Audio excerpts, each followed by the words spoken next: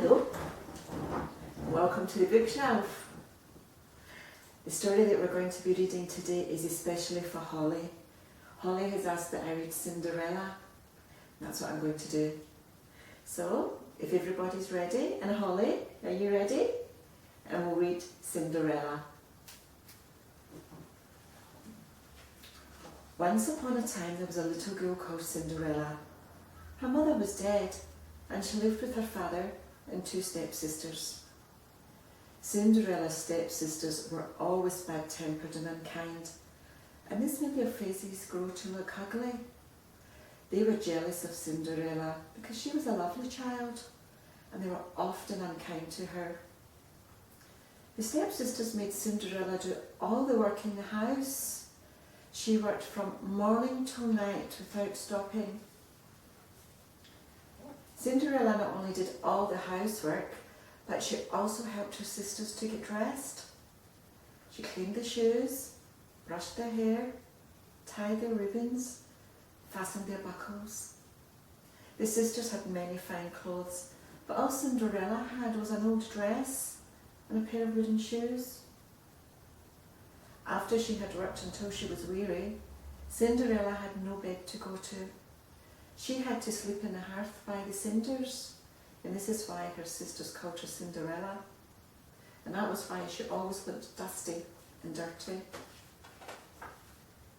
Now, it happened that the king arranged a great feast for his son. The feast was to last 3 days and 3 nights. And there was to be a grand ball on each evening.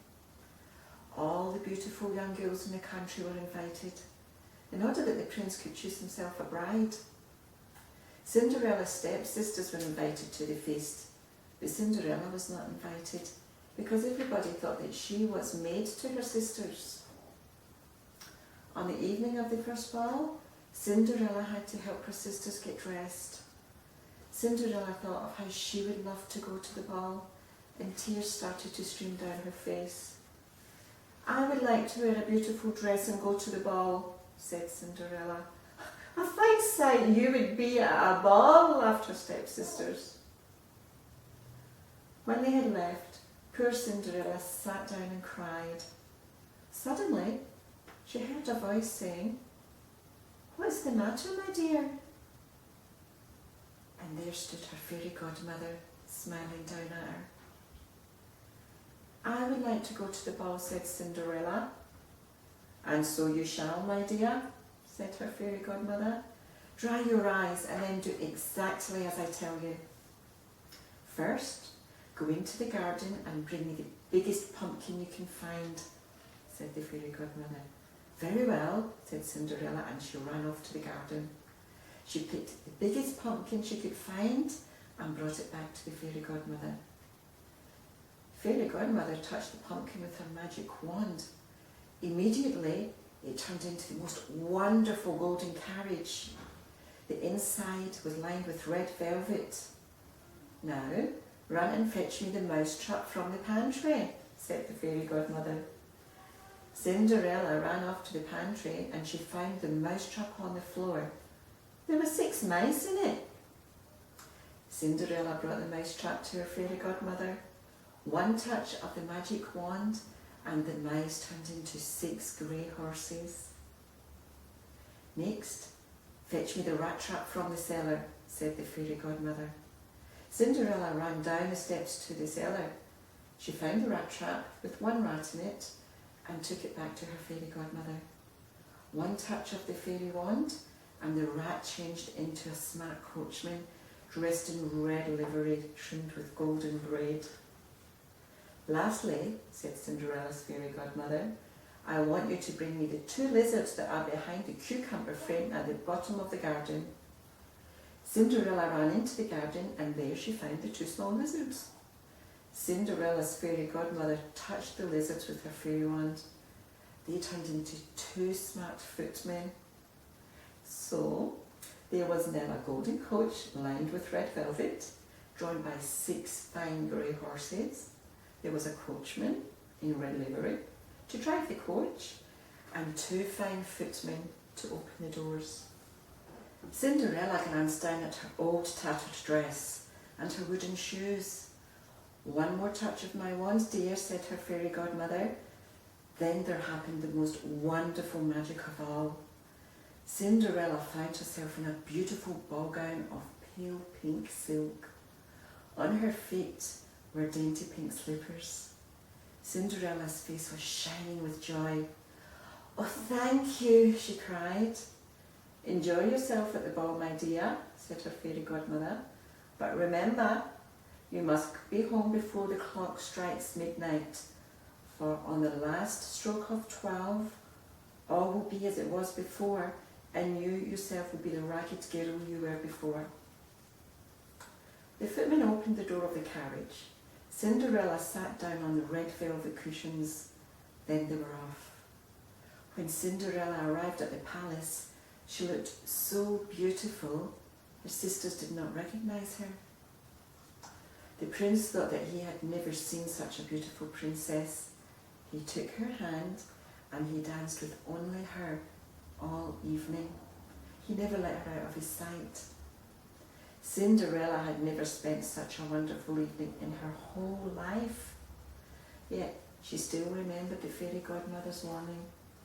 At 11:45, Cinderella left the ballroom while the other guests were still dancing. Her carriage was waiting for her and she was driven quickly home. She arrived at the door just as the clock was striking 12.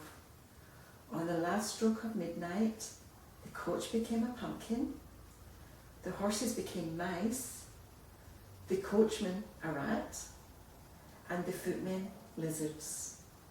Cinderella's ball gown vanished, and she found herself once more in her old grey dress and her old wooden shoes. When her stepsisters returned home, they could talk about nothing but the beautiful princess. Cinderella listened, but said nothing. On the second evening, the stepsisters went off to the ball, leaving Cinderella sitting by the fire. No sooner had they gone than Cinderella's fairy godmother appeared again. Just as before, her magic wand produced the golden carriage with its coachman and footmen.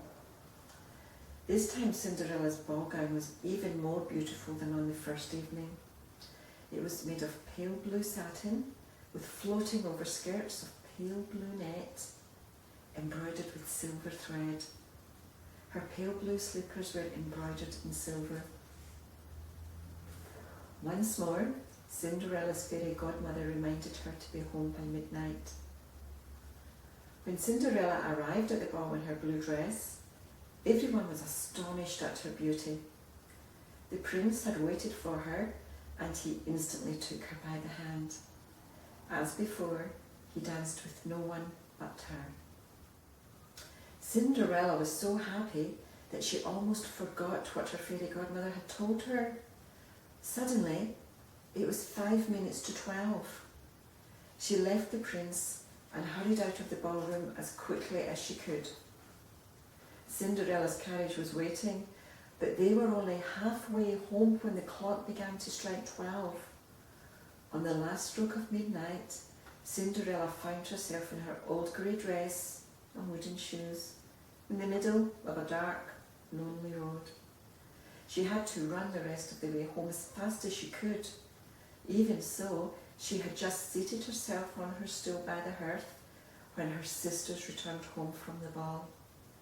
Once more, all the stepsisters could talk about was the beautiful princess at the ball, with whom the prince had danced all night. On the evening of the third ball, Cinderella's fairy godmother appeared as soon as the stepsisters had left. When her godmother touched her with the magic wand, Cinderella found herself in the most splendid and magnificent gown. It was made of silver and gold lace, and on her feet were sparkling glass slippers. Cinderella was so delighted that she hardly knew how to thank her fairy godmother. "Enjoy yourself, my dear," said her fairy godmother, "but do not forget the time." When Cinderella arrived at the ball in her dress of silver and gold, She looked so magnificent that everyone was speechless with astonishment. Once more, the prince danced with no one but Cinderella all evening. Cinderella was so happy that she forgot about the time. Suddenly, the clock began to strike 12. Cinderella rushed out of the door in such haste that she lost one of her slippers. The prince ran after her and saw the slipper. He picked it up. It was small and dainty and made entirely of glass. By the time Cinderella reached the place where her carriage had been, it had disappeared and she was in her old clothes. This time she had to run all the way home. The prince looked everywhere for her, but he couldn't find her. He still did not know her name, but he had fallen in love with her and he was determined to marry her.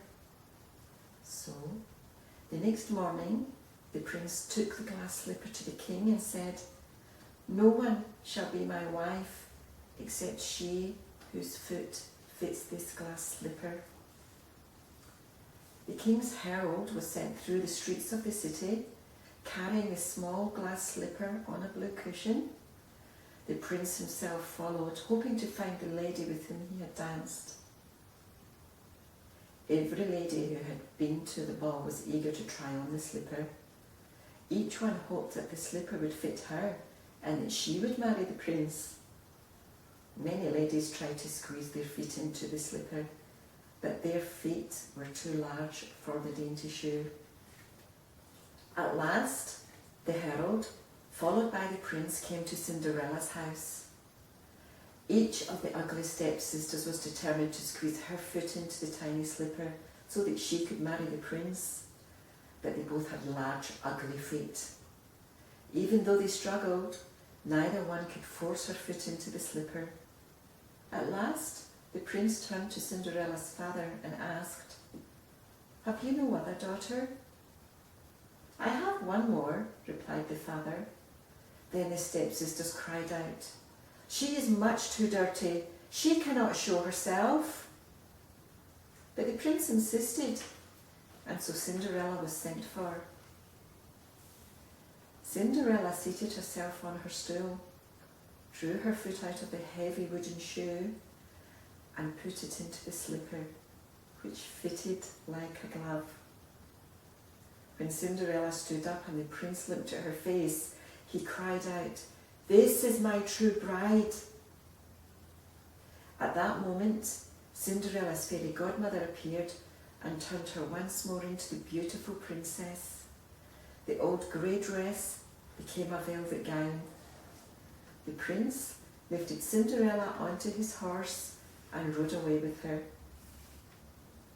The stepsisters were horrified to discover that Cinderella was the beautiful princess who had been at the 3 balls. They were so angry that they were pale with rage.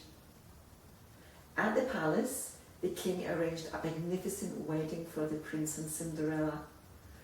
All the kings and queens and princes and princesses from throughout the land came to the wedding. The wedding feast lasted a whole week, and so Cinderella and her prince lived happily ever after. Wasn't that a lovely fairy tale? I hope you enjoyed it, Holly, and everybody else. And so until the next time when we take a book from the bookshelf, you'll be good.